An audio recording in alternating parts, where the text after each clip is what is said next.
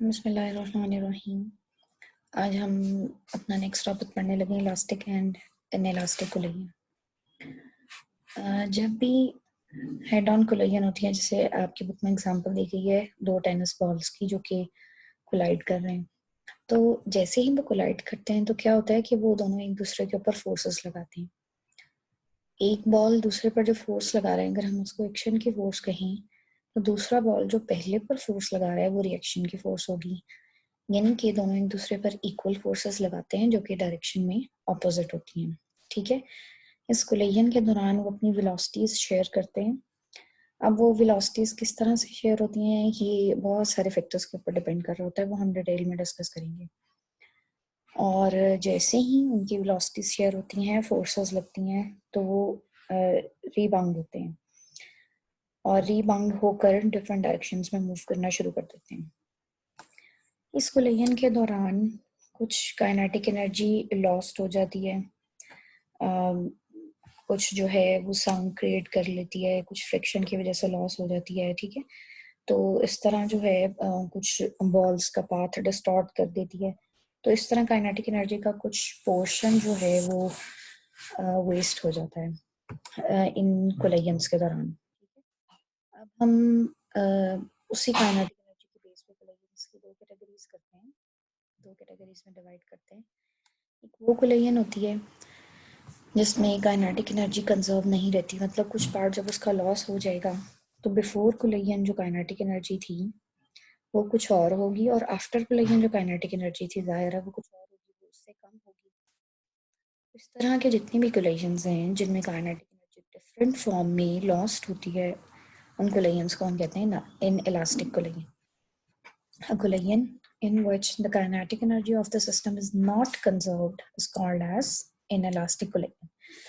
एक और टाइप की कोलिजन होती है, ये कुछ खास कंडीशन में होती है कि काइनेटिक एनर्जी जो है वो वेस्ट नहीं होती है। ऑब्वियसली जब एनवायरनमेंट में फ्रिक्शन है तो एनर्जी नहीं वेस्ट होना ही है।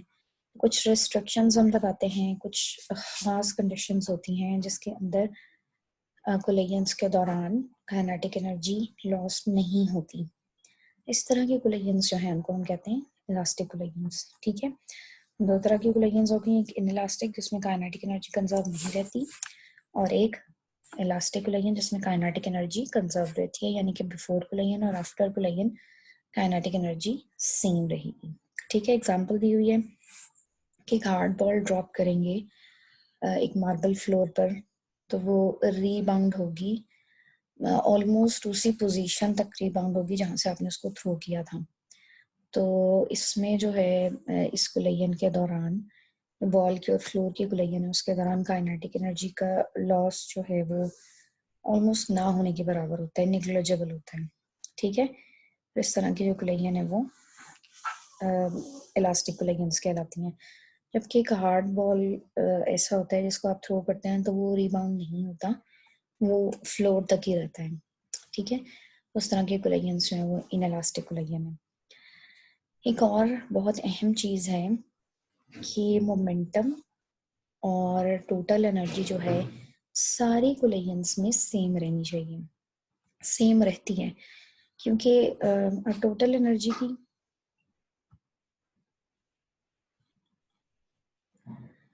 टोटल एनर्जी जो है वो तो हर हाल में कंजर्व रहनी है, क्योंकि law of conservation of energy कहता है।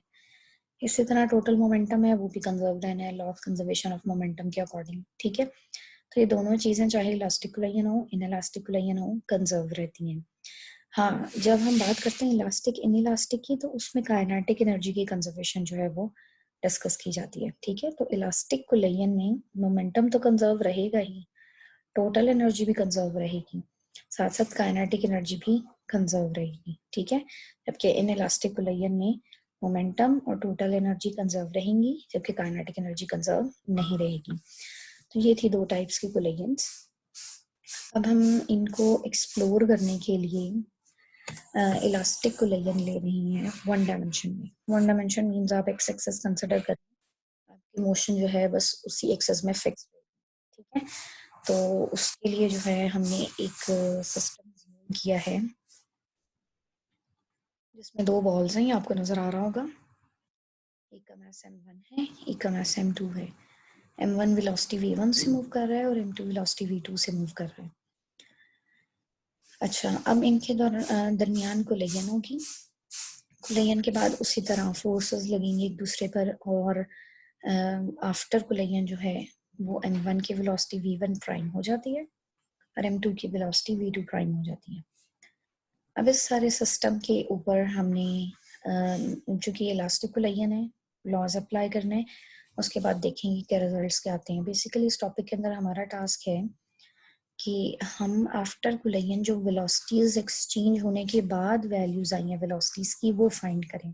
ठीक है, तो सिंपल वर्ड्स में हम कह सकते हैं कि हमें v1 प्राइम और v2 प्राइम उनके एक्सप्रेशंस निकालने हैं इस टॉपिक के अंदर। तो उसी के लिए हम करने लगे हैं। मैं आपको एक कैलकुलेशन दिखाने लगी हूँ, मुझे नेट से मिली थी, तो मुझे खुद लिखने की जरूरत नहीं पड़ी। ये वही सिचुएशन है जो अभी हम द पिक्चर में देख रहे थे। तो ये एक इलास्टिक कोलिजन है। अब इसके ऊपर जो है हम डिफरेंट लॉज अप्लाई करते हैं और देखते हैं कि किस तरह से v1 प्राइम और v2 प्राइम की वैल्यूज निकलती हैं। ठीक है, तो सबसे पहले हम इलास्टिक कोलिजन हो या इनइलास्टिक मोमेंटम तो कंजर्व रहना ही है, तो इसलिए हम इस पर law of conservation of momentum लगा रहे हैं कि यहाँ पर एक लाइन मिस है, वो होगी total momentum before collision is equal to total momentum after collision. ठीक है, तो बिफोर कोलिजन ये वाली सिचुएशन है, तो इसका टोटल मोमेंटम क्या होगा, इन दोनों बॉल्स के मोमेंटम का सम होगा, यानी कि m1v1 प्लस m2v2। तो ये देखें बिफोर कोलिजन का मोमेंटम लिखा हुआ है। इसी तरह आफ्टर कोलिजन वाली सिचुएशन ये वाली है, तो इसका क्या होगा m1v1 prime plus m2v2 prime. तो ये हमारे पास एक इक्वेशन हो गई है। अब हमने क्या किया है कि फर्स्ट बॉल के एक्सप्रेशंस इकट्ठे कर लिए हैं एक साइड पर और सेकंड बॉल के दूसरे साइड्स पर इकट्ठे कर लिए हैं। तो ये सिनेरियो बन जाता है हमारे पास। ये देखिए, यहाँ से m1 कॉमन आ जाएगा and you are left with v1 minus v1 prime, right. और दूसरी साइड पर m2 कॉमन आ जाएगा और आपके पास रह जाएगा v2 प्राइम माइनस v2। इसको हमने लेबल कर दिया एज इक्वेशन नंबर 1। ठीक है, तो ये था law of conservation of momentum. अब क्योंकि हम इलास्टिक कोलिजन में है और काइनेटिक एनर्जी कंजर्व रहनी है, तो इसका मतलब ये होगा कि बिफोर कोलिजन जो काइनेटिक एनर्जी थी that will be equal to kinetic energy after collision. ठीक है, तो वही हमने किया। ये देखें बिफोर कोलिजन काइनेटिक एनर्जी लिख ली, फर्स्ट बॉल की kinetic energy plus second ball की kinetic energy equals to first ball की kinetic energy after collision plus first ball की सेकंड बॉल की काइनेटिक एनर्जी आफ्टर कोलिजन। ठीक है, अब इसमें से हाफ कॉमन होगा, दोनों साइड्स पर कट हो जाएगा, आपके पास ये एक्सप्रेशन मिल गया। बिल्कुल उसी तरह जैसे ऊपर किया था मोमेंटम के केस में, फर्स्ट बॉल वाले एक्सप्रेशन एक साइड पर कर लिए और सेकंड बॉल वाले दूसरे साइड पर कर लिए, और इस तरह से m1 हमने कॉमन लिया, इधर से m2 कॉमन लिया। अब ये स्क्वायर है विद माइनस साइन, तो अगर आपको याद हो A square minus B square हम कैसे ओपन करते हैं, a plus B into A minus B. तो उसी फॉर्मूले को यूज करते हुए हमने इसको खोल लिया है। ठीक है, ये हो गई क्वेश्चन नंबर 2। मैं जरा सा शॉर्ट करूं इसको, इसके व्यू को। ये देखें, आपको दोनों इक्वेशंस अब सामने नजर आ रही हैं, equation number 1 and equation number 2। तो अब देखें कि इक्वेशन 1 के जो एक्सप्रेशन है वो 2 में मौजूद हैं। तो हम क्या करते हैं कि हम इक्वेशन नंबर 2 को डिवाइड कर देते हैं 1 के साथ, तो जो सेम एक्सप्रेशन हैं वो कैंसल आउट हो जाएंगे और आपके पास क्या बच जाएगा, v1 plus v1 prime equals to v2 prime plus v2। ठीक है, अब हमने v1 और v2 को इकट्ठा करने के लिए v2 को यहाँ ले आए, v1 माइनस v2, और ये v1 प्राइम उधर चला जाएगा, तो ये हो गया v2 prime minus v1 prime. इसको हमने क्वेश्चन नंबर 3 कह दिया है। अच्छा, अगर आप नोट करें v1 माइनस v2, ये आपको दे रहा है नेट वेलोसिटी बिफोर कोलिजन, या आप कह सकते हैं कि ये आपको रिलेटिव वेलोसिटी दे रहा है मास 1 की विद रिस्पेक्ट टू मास 2। ठीक है, तो इसको हम स्पीड ऑफ अप्रोच भी कहते हैं। इसी तरह ये वाला जो एक्सप्रेशन है ये आपको दे रहा है रिलेटिव वेलोसिटी मास 2 की विद रिस्पेक्ट टू मास 1, और इसको हम कहते हैं स्पीड ऑफ सेपरेशन। ठीक है, speed of approach and speed of separation. तो यहाँ से हमने देखा कि स्पीड ऑफ अप्रोच और स्पीड ऑफ सेपरेशन जो है वो दोनों इक्वल है। ठीक है। अब हमारा टास्क वही जो मैंने आपको बताया था कि v1 प्राइम और v2 प्राइम हमने निकालने हैं। तो इस वक्त हमारे पास 3 इक्वेशंस अवेलेबल हैं, 1 ये रही, 2 ये वाली इक्वेशन और 3 ये वाली इक्वेशन। अब जो सबसे आसान तरीका इसका ये है, वो ये हो सकता है कि देखिए जब हमने v1 प्राइम निकालना है तो हमें v2 प्राइम वाले सारे एक्सप्रेशंस हटाने पड़ेंगे, ठीक है। इसी तरह जब हमने v2 प्राइम निकालना है तो हमें v1 प्राइम वाले सारे एक्सप्रेशंस हटाने पड़ेंगे। अब वो एक्सप्रेशंस कैसे हटाएंगे, उसके लिए इक्वेशन नंबर 3 अवेलेबल है। अगर आपने v2 प्राइम रिप्लेस करना है तो v2 प्राइम की वैल्यू यहाँ से निकालें तो आपके एक्सप्रेशन के अंदर हो जाएगा v1, v2 और v1 प्राइम। तो जिस एक्सप्रेशन में v2 प्राइम मौजूद है वहां पर ये वाली वैल्यू लगा देंगे और v2 प्राइम खुद ब खुद रिप्लेस हो जाएगा और v1 प्राइम आ जाएगा उसकी जगह में, ठीक है। तो इसी तरह हमने करना है। अब हम क्या करेंगे, देखें इक्वेशन नंबर 3 से हमने v2 प्राइम सेपरेट किया ताकि हम उसको रिमूव कर सकें, ठीक है। और इसको हमने किस एक्सप्रेशन में यूज कर लिया, इसको इक्वेशन नंबर 4 का नाम दिया और इसको हम इनमें से किसी भी एक्सप्रेशन में यूज कर लेंगे, ठीक है। हमने जो यूज किया है वो है इक्वेशन नंबर 1 या आप इक्वेशन नंबर ए कह लें। ए को ही सॉल्व करके 1 निकली थी, ठीक है। चाहे आप ए में पुट करें चाहे 1 में पुट करें, आपकी मर्जी है। तो जब हम इसको इक्वेशन ए में पुट कर देंगे तो हमारे पास आ जाएगा ये वाला एक्सप्रेशन, देखिए m1v1 plus m2v2 equals to m1v1 plus m2। अब ये v2 प्राइम की वैल्यू निकली हुई है, ठीक है। तो सॉरी ये भी v1 प्राइम होगा। अच्छा यहाँ पे हमने v2 प्राइम की वैल्यू लगा दी, ये आ गया। अब हम इसको खोल लेते हैं, ये प्राइम है, यहाँ पे प्राइम मिस हुआ है, ये आप लगा लीजिएगा। इसको हमने खोला, ये हो गया। और खोलने के बाद हमने क्या किया, v1 सेपरेट कर लिए। सेपरेट करने से मतलब है कि दूसरे साइड पर लेके v1 और v2 वाली चीजें और एक साइड पर सिर्फ v1 प्राइम वाले एक्सप्रेशंस रखें, ठीक है। अब देखें यहाँ से v1 कॉमन आएगा, आपके पास बन जाएगा m1 माइनस m2 और ये दोनों प्लस होकर 2m2 v2 हो जाएगा इक्वल्स टू, यहाँ से v1 प्राइम कॉमन आ जाएगा और यहाँ रह जाएगा m1 plus m2। v1 prime चाहिए, v1 प्राइम को इधर रखें, ये वाला एक्सप्रेशन नीचे आकर डिवाइड हो जाएगा इन दोनों के साथ। जब ये डिवाइड होगा तो आपके पास v1 प्राइम के लिए आप ये फाइनल एक्सप्रेशन बन जाएगा जिसको हमने इक्वेशन नंबर 5 का नाम दिया, ठीक है। बिल्कुल इसी तरह से जैसे आपने v2 प्राइम को सेपरेट करके इक्वेशन ए में पुट किया है, बिल्कुल यही काम आप दोबारा करेंगे, लेकिन इस दफा v1 प्राइम सेपरेट करेंगे और उसको इक्वेशन ए में पुट करेंगे और बिल्कुल ऐसे ही सॉल्व करेंगे जैसे ये किया। तो ये सॉल्व करने के बाद आपके पास v2 प्राइम का एक्सप्रेशन निकल आएगा जो कि ये इक्वेशन नंबर 7 से शो हो रहा है, ठीक है।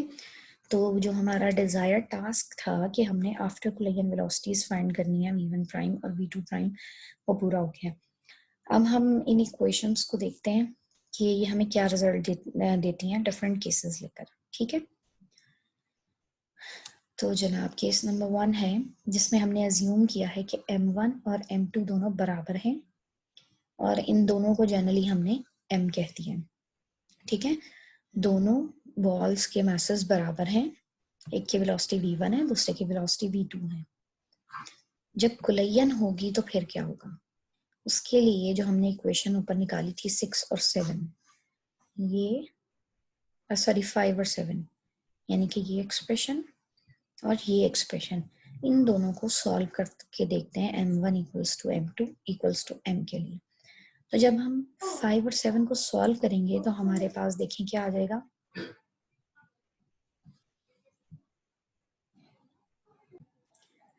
ये v1 प्राइम का एक्सप्रेशन सबसे पहले सॉल्व किया गया है, m1 की जगह m लगा दिया, m2 की जगह m लगा दिया, तो ये दोनों कैंसिल होकर आपके पास 0 आ जाएगा। और यहाँ पे भी m1 m2 सबकी जगह m लगाया है तो हमारे पास रह जाएगा 2mv2 divided by 2m, m cancel हो जाएगा, 2 भी कैंसिल हो जाएगा और आपके पास सिर्फ रह जाएगा v2। तो v1 प्राइम का क्या एक्सप्रेशन आया है, वो आया है v2। इसका मतलब है कि फर्स्ट बॉल की वेलोसिटी आफ्टर कोलिजन क्या बन जाती है, जो पहले सेकंड की वेलोसिटी थी सेकंड बॉल की, बिफोर कोलिजन जो सेकंड बॉल की वेलोसिटी थी वो अब आपकी आफ्टर कोलिजन फर्स्ट बॉल की वेलोसिटी बन गई है, ठीक है। बिल्कुल इसी तरह जब हम v2 प्राइम कैलकुलेट करेंगे तो आपके पास v2 प्राइम जो है वो बराबर आ जाएगा v1 के। तो यहाँ से हमने देखा कि m1 और m2 की जो वेलोसिटीज बिफोर कोलिजन थी वो आफ्टर कोलिजन एक्सचेंज हो गई हैं। फर्स्ट बॉल की वेलोसिटी सेकंड वाले को मिल गई है और सेकंड बॉल की वेलोसिटी जो है वो फर्स्ट वन को मिल गई है। ठीक है, तो इस तरह से वेलोसिटीज जो हैं वो एक्सचेंज होंगी और दोनों एक दूसरे की वेलोसिटी लेकर ऑपोजिट डायरेक्शन में मूव करना शुरू कर देंगे। हाँ जी, आए नहीं अभी। अब हम डिस्कस करते हैं केस नंबर 2, जिसमें हमने पहले वाली अजम्पशन ली है कि दोनों मैसेज बराबर हैं, लेकिन एक एडिशन हमने ये की है कि v2 को 0 कर दिया। मींस जो सेकंड बॉल थी वो अब रेस्ट पर मौजूद है, उसकी वेलोसिटी 0 कर दी है। ठीक है, इस केस में जब हम v1 प्राइम को सॉल्व करेंगे बिल्कुल उसी तरह जैसे पहले किया, तो v1 प्राइम की वैल्यू आ जाएगी 0 और जब v2 प्राइम को सॉल्व करेंगे तो उसकी वैल्यू आ जाएगी v1।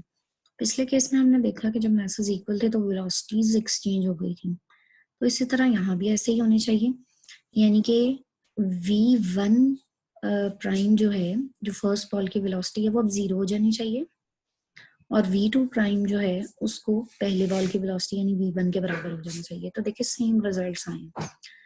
तो आफ्टर कोलिजन क्या होता है कि जो बॉल मूव कर रहा था वो अब रेस्ट पर आ जाएगा और दूसरे वाला बॉल पहले वाले की वेलोसिटी लेकर मूव करना शुरू कर देगा।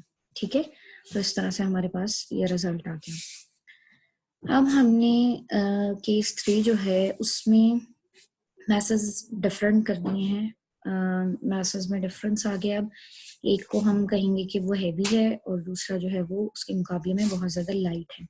ठीक है, तो अब हम अज्यूम कर रहे हैं कि m1 जो है वो बहुत छोटा है m2 से। m1 is much much much less than m2। ठीक है, तो m2 हेवी ऑब्जेक्ट हो गया, हेवी बॉल हो गया और m1 लाइटर बॉल हो गया। m1 को हमने कहा है it is approximately equal to 0। m2 के मुकाबले में अप्रोक्सीमेटली 0 के बराबर ही होगा। और साथ हमने ये अज्यूम किया है कि v2 0 है, यानी कि जो हेवी बॉल है वो रेस्ट पर है। ठीक है, तो m1 जो कि बहुत छोटा है m2 के मुकाबले में, तो उसको हम निगलेक्ट भी कर सकते हैं। ठीक है, तो अब ये सारी असम्पशंस के साथ हम v1 प्राइम सॉल्व करते हैं। जब ये सब कुछ सॉल्व करेंगे, देखिए m1 को हमने 0 कर दिया, ठीक है, क्योंकि m2 के मुकाबले में बहुत छोटा है। तो जब सॉल्व करेंगे तो v1 प्राइम जो है वो बन जाएगी -v1। ठीक है, और v2 प्राइम जो है दैट विल बी 0। यहाँ से हमने क्या रिजल्ट निकाला कि जो लाइटर बॉल था m1 उसकी वेलोसिटी आफ्टर कोलिजन वही रही जो बिफोर कोलिजन थी, लेकिन उसकी डायरेक्शन रिवर्स हो गई। और हेवी बॉल जो कि पहले रेस्ट पर था वो बाद में भी रेस्ट पर रहा। तो ये रिजल्ट अंडरस्टूड भी है कि एक हेवी बॉल रेस्ट पर पड़ा है, एक लाइटर बॉल उसके साथ आके जब कोलाइड करेगा तो ऑब्वियसली हेवी बॉल पर तो कोई फर्क नहीं पड़ेगा, लेकिन ये जो है लाइटर बॉल ये रिवर्स हो जाएगा, इसकी डायरेक्शन रिवर्स हो जाएगी और वेलोसिटी वही रहेगी जो पहले थी। ठीक है, तो यह था हमारा थर्ड केस का रिजल्ट। फोर्थ में हमने ये अज्यूम किया है कि m1 जो है वो बहुत ज्यादा लार्ज है एज कम्पेयर टू m2, तो हम m2 0 कर देंगे हम। और दूसरा हमने ये अज्यूम किया है कि v2 0 है, यानी कि अब जो लाइटर बॉल थी वो 0 है, हेवी बॉल मूव कर रहा है और लाइटर बॉल जो है वो रेस्ट पर है। ठीक है, तो v1 प्राइम कैलकुलेट करते हैं। v1 प्राइम जो है वो इक्वल आ जाएगी v1 के और v2 प्राइम जो है वो इक्वल आ जाएगी 2v1 के। ठीक है, ये सारा सॉल्व हुआ है। अच्छा, तो यहाँ से देखिए आपके पास क्या रिजल्ट आया। जब कोलिजन हो गई तो फर्स्ट बॉल की जो वेलोसिटी है वो वही रही जो बिफोर कोलिजन थी, यानी कि v1 ही रही।